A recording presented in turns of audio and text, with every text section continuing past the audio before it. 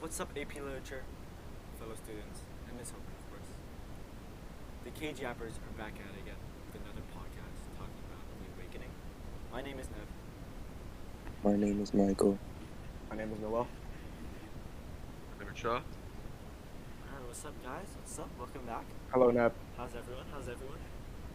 Doing well. Pretty How are good. you? How about we say we just get straight into this book? Anyone want to start off? Mm-hmm. I think I should start it off. So, The Awakening by Kate Chopin. The floor She yours. is a French woman, which explains a lot of the dialogue, the French phrases. Not only that, but the setting is New Orleans in the early 1900s, and in New Orleans, there's a lot of French spoken, which furthermore explains the dialogue. And Yeah. in the early 1900s, that was a very strict time period for women. Does anyone want to get into that? Oh, I could like ponder off that message. So we get introduced early into the book to Edna Pontellier. She is a woman in the late 19th century who is married. She has a lot of expectations. I mean, society has a lot of expectations of her, and like there's a lot of limitations on it. Shah, you wanna go? You wanna explain? You wanna expand on that topic? About what? About Edna? Yeah, but I don't know. and like the limitations that are set on her as a woman in society. No, In I would that say day of age. So I would say Edna's not really typically fit for that day and age because Edna is usually the type of person to be, I would say, fit in our society compared to her society. Her society was when like mothers would stay at home, take care of the kids, take care of the husband. When they come home, they make the food and everything. But for her, I feel like she needed like the freedom that women have in our age, which I liked about how the author kind of like thought about the future and kind of made us think that like maybe the author knew that we're gonna have this type of future of women getting more rights, or that was her dream of women getting more rights. Going off of that, I think the time period also um, helps you realize why she's trying to like find herself more and like do various activities like painting, swimming, even with like her love life, she's trying to find herself in that. She has multiple love interests like We'll get into Robert, that, yeah. Leonce, and Alec Aerobin, and yeah, I think we should get into You a wanna start off huge with conflict, which is her love life. her love life? Yeah, You Wanna wanna start start off off I, with with? that? I, Yeah, let's I start. honestly, I honestly don't like her love life, because I feel like she's disregarding her whole family. She has two kids already, and she has a loving husband. Like the husband didn't really do anything wrong in my opinion. Like the husband like is like the top of condition for the husband standards in that time period. Like he has a good job. He like gets her gifts. Like he's not just loyal to her. He does all these things, and the kind of disregards all these things and like becomes a little selfish in my opinion, and trying to find her true self. I know some people could find a different way of saying that like it's okay for her to be selfish in the way of trying for her trying to be free. Can I talk about one of her love interests actually? Yeah, go Robert. ahead. Robert. Okay, so Robert is one of the first man that she meets on her way to Grand Isle, which is where she vacations with her husband and her two kids. And so he's sort of like it's like the first person that like gives her like her new identity, which is like a freeway. And so he's sort of like her muse into like her new art style and such. Um, so then once, so they both have to conform into like their different constraints, where Edna has to conform to her motherly duties and her wife duties, and Robert has to conform to Creole duties, as like if he were to be with her, they would both get like ridiculed by their society, as I feel like they would take as Creole society took like adultery like really seriously, which they should, and yeah, that's about it. I have something to add on to that. I find it very interesting how after Robert, sorry, left to Mexico, was it? Um, Mexico. Edna became very invested and very like she couldn't stop thinking about him, which is kind of how Alec Aerobin felt about her. He would do a lot of kind gestures, treated her very nicely. He was very romantic type of guy, very persistent. And he some could view him as the ideal boyfriend throughout any timeline, to be honest, because he would bring gifts, not pressure her in any negative way. Um, he would do acts of kindness, like rubbing her feet or like helping her sleep at night while she's like all by her lonesome.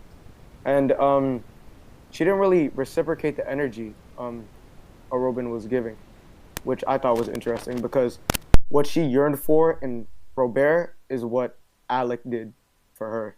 So yeah, I feel and like no, you got it. I think every single love interest that she had was kind of like a different trait. Like Romero's probably like her true love. Her husband was like her like society love, and the last one was probably like sexual desire. Or Like I like think her fantasy maybe. yeah, her fantasies in that way. I think she had like all these love lives and like try to kind of live all of them at the same time. And she knew she couldn't, but she tried to find her like which one she loved the most. And like even if she found that Robert was her favorite one, she knew it couldn't be happen like couldn't happen because it was kind of like a forbidden love at that time. Because it would be like bad in the society for Robert. It would be like a triple negative on her husband, her and Robert. So there was like no positive in any of the relationships she would had. Hmm. I agree with you on that. As like any other relationship that she had beside her husband would be like kind of like forbidden, as like she was already married, and yeah, Yeah. Um, some might say like the husband might have been controlling, like not letting her go, but I feel like at that time I could see where the husband was coming from. I could see where Edna was coming from. I feel like they just weren't right for each other at the time. I don't think the husband did anything wrong. I don't think Edna did anything wrong. She was just trying to find her true self, but the husband also like thought realistically of his life and how like go bad for the kids if something didn't work out. Like people will frown upon him. It might affect his work life and everything. And like Edna will always get frowned upon for that being that person to find someone else while being in a relationship with kids. And I think Yeah. that was like the biggest thing I saw from the husband and like how he was controlling of not letting her go and like how he thought he was like she was kind of like having problems like mentally because of the way she was acting. I I have have something.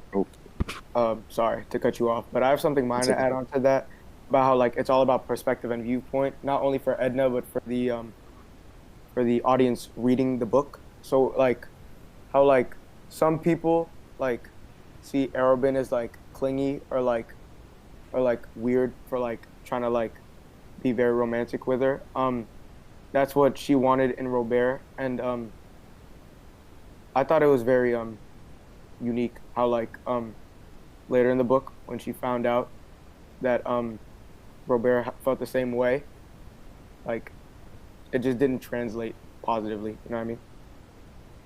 Yeah, and I'd like to add on to like what Shaw said about like and what Noel said as well as like perspective. It's like during this time, her husband he didn't really like understand. As like remember when he went to the doctor and said that she was being like weird, he didn't understand like what she was doing because at this time, women were seen as like or like women each household wife sort of like acted the same. So when she started acting differently, it was like something that was like out of the world or like it didn't make sense. So like you can't really blame him for like acting like that, you know? Yeah. Yeah. Yeah. But also like Edna like was kind of stuck in two worlds. Like she had her fantasy world and her real world. Like when she would go to her fantasy world, she would always think about her kids and like the real world behind her. And sometimes she like wouldn't think about them, but like it would always lead back to her like not wanting to like leave the kids without a mother or like feel bad for the kids on what she's doing. So I think that was like a huge part of like how she had kind of like a split life on like her own feelings and like her society feelings. Yeah. And to to add on, um, not only is her love life complicated, but like as you just said, her kids, her relationship with her kids and all that jazz, they're like kind of a restraint on her life because I guess she sees them more as a detriment to her life. Um, there's like a contradiction almost because she states in the book that she'd like give up all like she give up her own well-being and all the unnecessary necessary things in her life, but rather than her well-being for her kids. It's just it's like a double negative in my opinion because at the time um like she could like see her kids as like a detrimental to her life, but like it's kind of weird because society views it as like a responsibility. Like your kids are supposed to be your responsibility. You gave birth Mm-hmm. to them. Like that's your kids. You know what I mean? But like Edna, she's contradicting that by like wanting to be free and wanting to like be herself instead of like being a stay-at-home mom and like watching over her kids, right? Um, to add on to that, I think I think you're spot on because it's like she doesn't care about like the societal pressure about like how you're supposed to care for your kids, how you're supposed to do this and that. Like she knows to put herself and her freedom first before like caring about like others say or like society says. And yeah. Yeah. Um, I also like to add like the first step to her becoming free was at the beach when she learned how to swim. Like after she learned how to swim, like this was like the step for her to become more independent and like the experience of like doing something on her own instead of relying on someone else. And I feel like this made her think like what else was she was missing out in the world that she hasn't yet to experience, and which made her more curious, and which made her like become more like self-centered and like more experimentative with other things in her life. Um, I agree with this, but I kind of want to go back to what Noel was saying about society and like the conflicts between like women getting stereotyped at this time. So at this time, women were more like womanly, or sorry, they were more like motherly, as like they were seen as like stay-at-home people, or like they would do like jobs. Whereas today, you see women as like these independent figures that can like do like things that men can do, if not more. They can be like doctors and other high places in which women can be at this time. So like I feel like her being free of these society standards is what made her like self-conscious and like the things that like mattered, which is like her like her opinion on herself rather than like other everybody else's opinion, which is why she the author is like portraying women as like these motherly things when when she's trying to like break free like one at a time. Like Um. I like what you said about the other things because like I feel like it's like a role that hasn't been broken yet. So I Mm-hmm. feel like especially for this position, it's probably one of like her hardest job to do. Is because like everyone expects her to do one thing and like she tries like one out of a million people to like actually go the other way.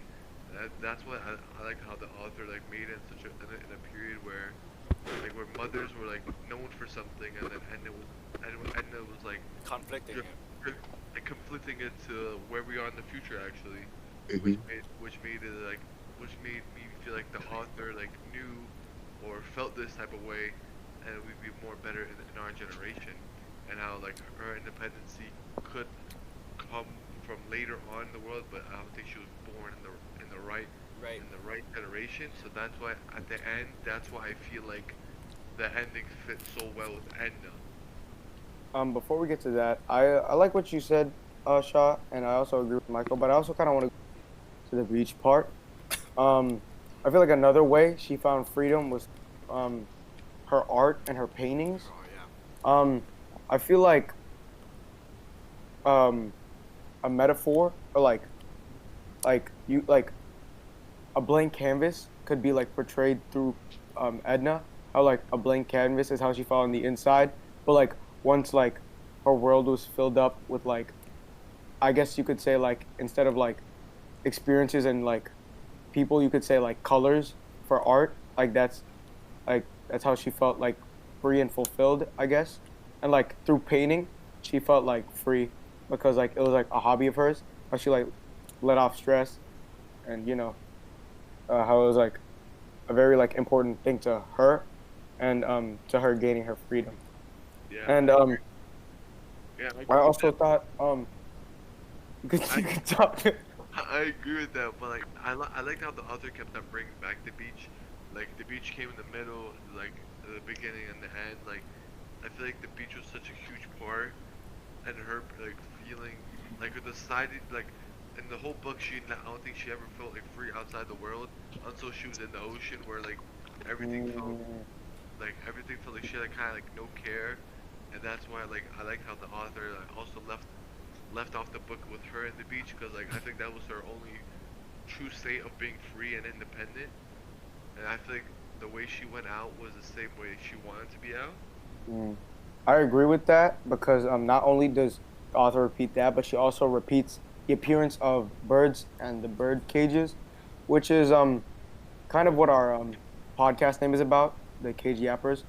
So Mm-hmm. the birds are repeated variously because they could be seen as Mm-hmm. like a portrayal of Edna, as well as the blank canvas and then the filled canvas with art on it. Um, when the birds were caged, they were very like you could see like Edna. That's how she felt on the inside with her freedom and society. And there was a part towards the end where the bird Birds fly. had a damaged Yeah. wings, had a damaged wing, right? So they couldn't fly, and it was kind of like sinking down into the ocean, which is how Yeah, it she was felt. spiraling. Yeah. So she kind of felt like she was sinking down, and she felt like she couldn't spread her wings and fly and be free, just like how Mm-hmm. a bird would. Like So at the like in end, a sense, they were both like bad because originally the birds were caged, and then after that the birds were damaged, so they couldn't be free regardless. yeah. So I think that was like ironic, because the birds like wanted to be free in the sky and everything, like with broken wing, and like they started drowning. Mm, And I feel like society made Edna drown, and she couldn't live the free life that she wanted after being caged for this long. So I feel like it was like an ironic thing with the bird, and now I like how the author like put all like these four things like the painting, the beach, and then like the birds in the cage like all came along were like different type of things that could connect with each other. Blackbirds. hmm? No, it just reminded me of the song. Um, Blackbirds. Blackbirds singing in the dead of night. Take these Right. broken wings and learn to fly. So another symbol that could portray Edna is a blank canvas. So one way she felt free was through art, and her art helped her and herself because like it felt like as a means of being fulfilled. And when you start out with painting, you start blank white canvas, which is how I guess you could see her mind as blank with like when there's like when there's no negative thoughts she's thinking of, it's a blank canvas. And then afterwards, like that's also how she felt like while being unfulfilled, she felt like nothing. But after, when like the canvas got filled up with art, she felt free and fulfilled. And yeah. And another part of that, like another symbol, I guess you could say, was not only the beach but the bathing suit at the end. Um, when Ah, she found it, it like yeah. brought her back to the beginning. But when Mm-hmm. she took it off, she was When she's naked, trapped in the ocean. which I guess you could say she felt like not only like mentally but physically free because she felt the wind and the ocean on her skin. And yeah. yeah, I'd like to Yeah. add on to Yeah, that. she, I'd like to see oh, the swimsuit as maybe chains or like armor that was holding her back. When she took it off, she felt more free, like what Noah just said. And then if, when we to add more to, she hops into the ocean. She starts going for a swim, recollecting all these thoughts and memories about all the relationships she had. Just really like pondering about her life. Yeah, and like we're getting to the no, end. Yeah, go ahead, Michael. I kind of have to agree with the book well enough that she like took off her bathing suit. She kind of like felt like a brand new like creature, of some sorts, like with like no constraints, or like with like the feeling of no constraints. Like when she stepped into the water, she finally felt like actually free of like every constraint of like that's like been on her. this kind of Oh, segues into the point of the universal truth. How Edna couldn't really find freedom without, Death. death. Yeah. It's really I think unfortunate. It's really I think that really was her unfortunate. freedom Yeah. in a sort of In way. a way, Yeah. it was her freedom, but it was a sad way to go out. I feel like the quote she said, like, I love you all at the end, at the end, like, Hmm. she's like, I'm doing this because I love you all. I feel like she did it because, like, I don't think she wanted to, like, hurt anyone more, like, her husband or Robert or anything, because, like, no, like, I don't think there was gonna be any happy ending for anyone. If she left them, then, like, the husband and the kids would be angry, and then Robert couldn't even, like, be with her because, Yeah. The time period was too conceited. it Yeah. was It was a just bad like time. bad. And I I guess tying this book all together, we could just talk about Edna's universal truth, and her only way out was death. She had Robert, Leonce, and Urban, and her kids to look out for, but she just couldn't do all that at the same time, especially in that day and age where it was very strict, what should we call it? Somehow we have strict Society. It's a strict society. There you go. It was a strict society. She she couldn't do much, So I guess her only way out was death. 3 exits, and she picked death. Or not 3 exits, but 3 love interests, and she picked death. Um, yeah. So It's because like those love interests, there was nothing left for her to pursue those love interests. And after, I feel like after every door was closed, like the only way she could truly be free is it is death. death. So I guess she Yeah. really felt that last grips of freedom when she shipped naked into the shipped naked into the ocean and swam and drowned. So R.I.P. Edna. Alright, guys. Let's move on to the very last portion of this segment of our podcast, the ratings of the Awakening by K Chop, and I guess I'll start it off.